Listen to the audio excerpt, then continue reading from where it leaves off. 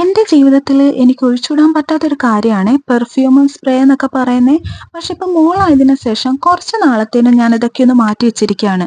New ബോൺസിനും ഇൻഫൻസിനൊക്കെ strong ഫ്രാഗ്രൻസിൽ വരുന്ന deodorant ആണെങ്കിലും perfume ആണെങ്കിലും അത് നല്ലതല്ല കേട്ടോ. ഇപ്പൊ ഞാൻ കറന്റ് യൂസ് ചെയ്തുകൊണ്ടിരിക്കുന്ന മൈൽഡ് ഫ്രാഗ്രൻസിൽ വരുന്ന നമ്മുടെ കാർമസിയുടെ നാച്ചുറൽ ഡിയോഡറന്റ് റോൾ ഓൺ ആണ്.